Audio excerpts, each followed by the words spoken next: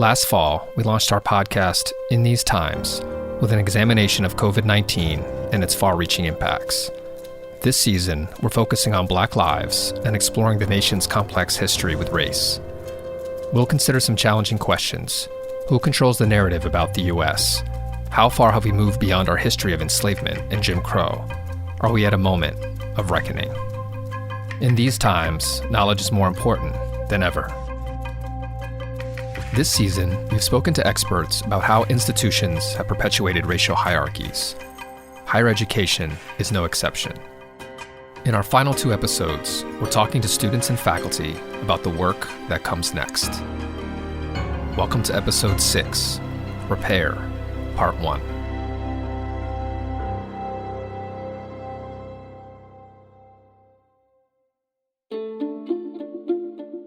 The Penn and Slavery Project is a student-led organization that investigates the university's connection to slavery. Their mission statement makes it very clear. In U.S. history, no colony, state, or well-funded university was buffered from slavery's reach. Carson Eckhard, a graduating senior and dean scholar, is part of the Penn and Slavery Project. Kathleen Brown, David Boyce Professor of History, is faculty advisor, but students lead the research. I became interested in the Penn Slavery Project sort of by accident. The Penn Slavery Project began in the fall of 2017 when I was a freshman. And at the same time, I was taking a course called The History of the American South, taught by Judy Geisberg at Villanova. And for the class, we had to write a paper on sort of any aspect of the course that we wanted to. And I wrote a research paper on Southern universities and slavery. And my TA, Gabriel Rayburn, who's a PhD student in history, introduced me to Professor Brown, who runs the project, and said that it would be, that it might be a good connection. And so I started working on the Penn Slavery Project in the spring of that year after Professor Brown read my paper. And at that point, I was sort of hooked on doing historical research. And so I started looking into the history of the medical school. Penn's medical school is the oldest in the country. It was founded in 1765. So I was curious about potential connections between medical education and the sort of creation of race. And so that's sort of where I began. Penn holds a collection of skulls from Samuel Morton, a Philadelphia-based physician and anatomy lecturer who built his collection in the 1830s and 1840s. Morton used the skulls to promote pseudoscience and white supremacy. So I learned a lot of things over the course of now almost 4 years. Probably the most well-known aspect of this work has been focused on Samuel Morton, who accumulated the Morton Cranial Collection, which includes the remains of about 60 enslaved people. I began looking into that sort of in conjunction with Paul Wolfe Mitchell, who's a graduate student in anthropology who studies the collection, and was especially interested in trying to identify the at least 2 enslaved Americans who were in the collection. There's a woman from North Carolina and a man from Delaware. And so I was really interested in trying to figure out who exactly they were and what their lives might have looked like. Over the past year, many museums have reevaluated their collections and made efforts to repatriate human remains, art, and artifacts to communities of origin. Penn recently announced that it will work with local communities to return remains from the Morton collection and the 1985 MOVE bombing. I've also done a lot of work looking at Penn alumni, specifically people like Josiah Nott and their contributions to writing racist rhetoric and that production of knowledge. I think in thinking about what Penn's connections to slavery are, thinking about the university's place as an institution that produces knowledge is really, really important. Josiah Nott was an 1827 graduate of Penn's medical school. He became known for publications on racial difference and scientific racism, including a book called Types of Mankind. Eckhard says the book became one of the defining texts for polygenesis, a now-rejected theory that claimed human races had different origins. The theory was used to promote white supremacy. Nott was influenced by Morton and served as a Confederate surgeon during the Civil War. So another large part of my research has been looking at the medical school's efforts to recruit students in conjunction with Alexis Broderick Newman, who was the the postdoctoral fellow on the Penn and Slavery Project.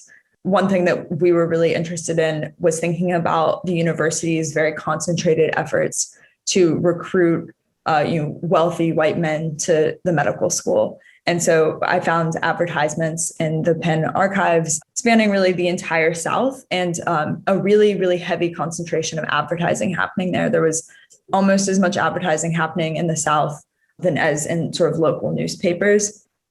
And in some years, upwards of half of the medical school's graduating class came from the American South.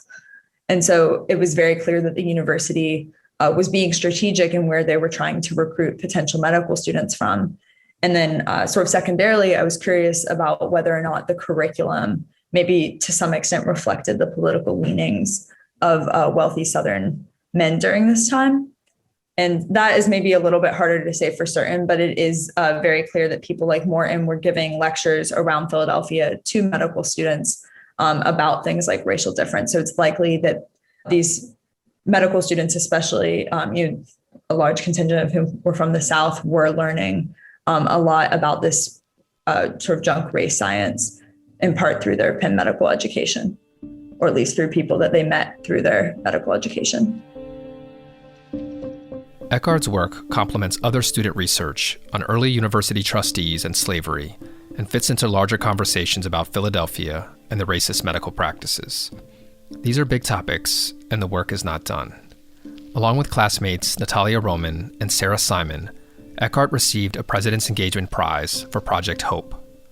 The project will address the lack of legal and reentry support to incarcerated Philadelphians by serving as the core of an expansive advocacy network. In reflecting on the award, she says that Penn has pushed her to think about how classroom learning can make the world a better place. The Penn and Slavery Project has done a lot of research, and Eckhard says there have been real-world changes.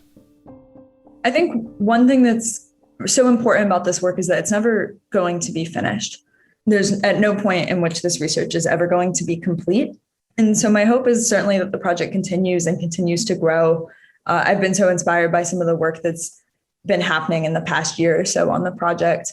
And I think maybe even more so than the project continuing is the continued response of the university to the project. I personally have been really, really relieved that the Penn Museum and the university has finally committed to dismantling the Morton collection and to repatriating those crania and finding descendant communities where possible.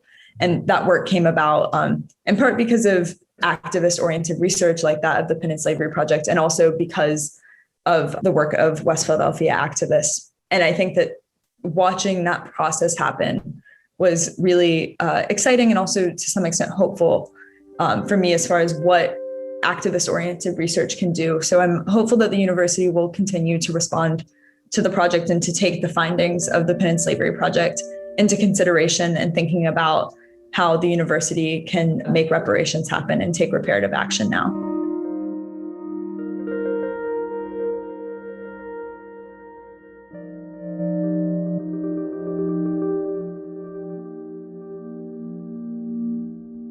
The COVID-19 pandemic has highlighted healthcare disparities and shown that race and medicine are present-day concerns, not historical curiosities. Ian Peebles is a doctoral candidate in the philosophy department and a dean scholar whose areas of specialization are moral philosophy, bioethics, and philosophy of race. He's also had a chance to study social, cognitive, and affective neuroscience in the Penn Center for Neuroscience and Society. I would say that my work, it focuses on two things. The first thing is looking at the ethics of neuroenhancements. And you can understand neuroenhancements as being medical interventions to alter human cognition. And the second part looks at ethical issues at the intersection of race and medicine. More specifically, I'm interested in the sort of constructs that medical professionals use to track health disparities between racial groups. Now, as it relates to how I got here, honestly, it was me trying to piece together seemingly disparate topics that I liked. I knew that I wanted my work in philosophy to have some practical import. I wanted it to be something that I could, for example, share with my family. And the thought was, well, everyone has to deal with health, life, and death. So let's take a look at bioethics and see, what's of interest there.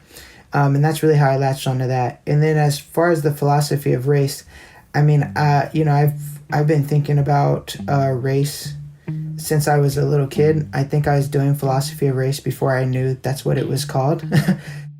Peebles says that epidemiologists and social scientists can tell us a lot about the healthcare disparities we have seen play out over the course of the pandemic. He sees his job as a philosopher as clarifying and refining constructs related to race so that discussions are accurate and ethical. So, for example, in the philosophy of race, there's a live debate about how we should conceptualize racism. Is it an ideology?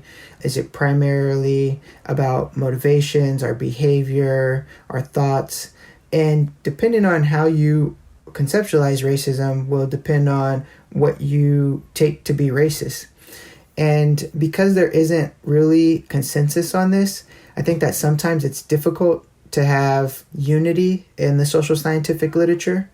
And in addition to there not being unity because of these competing conceptions, I also think that sometimes some of the conceptions that are used may not sufficiently capture the entirety of the phenomenon that we're trying to get, which is racism in U.S. healthcare. And so I take it that my job is to kind of help with these sorts of problems. Like, these are the problems that I'm deeply invested in. How should we understand racism? How should we understand race when we're talking about it in healthcare? And as it relates to COVID, my work doesn't directly address COVID, but I definitely think that there are parts to it that are intimately related to the pandemic. Peebles recalls a television commentator stating that Black and brown people are disproportionately impacted by COVID because of alcohol, tobacco, and drug consumption.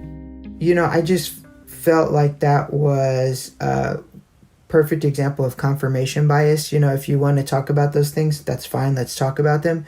But they failed to consider, for example, that housing discrimination has put many of these people in areas that are where they're exposed to toxic materials, right? So we're thinking about pollution, our pests, and how those things are associated with the comorbidities that make COVID-19 so deadly, right?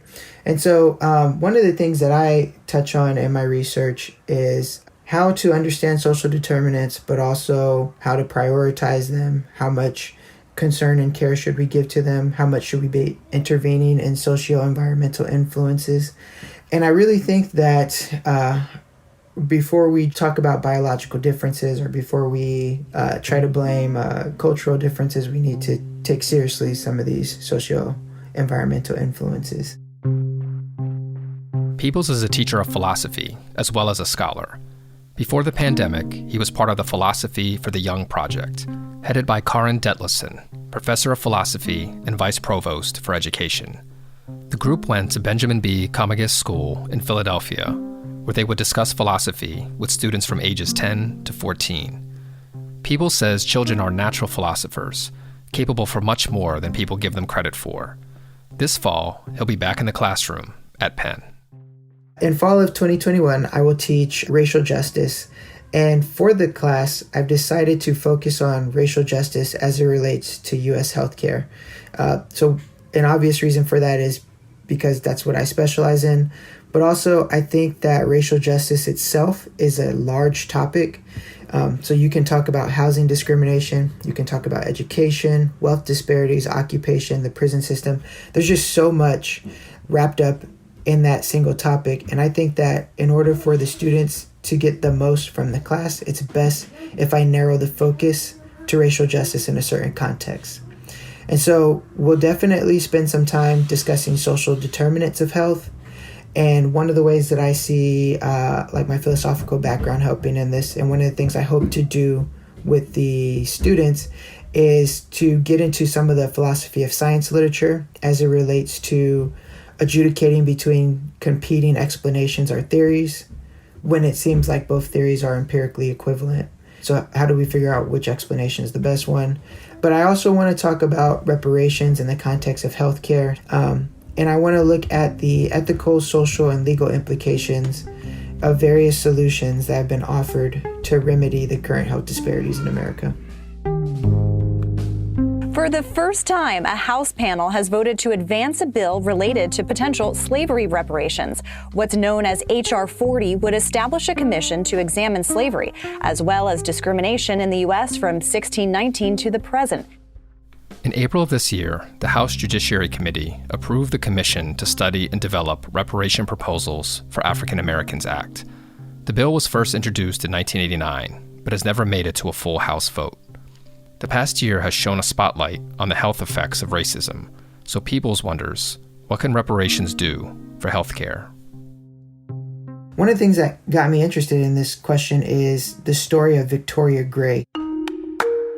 From a child, Victoria Gray has been plagued by sickle cell disease, a rare disorder that has ravaged her body with pain and fatigue. A good day could easily turn into a terrible day where I would be in pain and I would have to go to the emergency room. 2 years ago, Victoria learned about a revolutionary new sickle cell treatment that had the potential to change her life.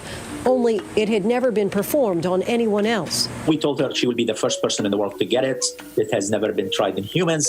She was adamant to say, sign me up, I am ready to do this. So Victoria became the first sickle cell patient to be treated with a gene editing tool called CRISPR. And it looks like so far it's gone well for her. She's doing much better. But, there's a question of, is this, in some way, could this be a part of some sort of reparations package? And I think an even more important question, should it be? Victoria Gray is like the positive note for me. This is what happens when medical professionals consider diseases that disproportionately affect, for example, the Black community, right? But I think one way that this might go wrong is if the medical reparations further entrench us in false beliefs about biological differences between races.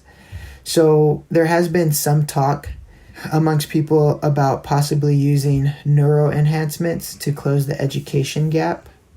But I think that this solution is both unnecessary and dangerous to me, and can possibly, further entrench us in these ideas that there are significant cognitive differences between racial groups. And so, in thinking about reparations, I really want to challenge the students to think about what forms of reparation would be permissible and beneficial and actually serve as some form of corrective justice, and what forms of reparations would actually be detrimental to the communities that they're trying to serve.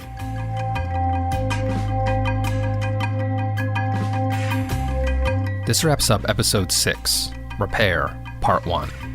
Join us in 2 weeks for our 7th and final episode, Repair, Part 2, where we'll hear from a graduate student in history whose work on the Penn and Slavery Project intersects with her family history, a philosophy professor who tells us more about reparations, and a political scientist leading an interdisciplinary, international project that puts restorative justice at the center. In These Times is a production of Penn Arts and Sciences. Special thanks to Carson, Eckhard, and Ian Peebles. I'm Alex Schein. Thanks for listening. Be sure to subscribe to the Omnia podcast by Penn Arts and Sciences on Apple iTunes, or wherever you find your podcasts, to listen to all 7 episodes of Season 2 of In These Times, Black Lives and the Call for Justice.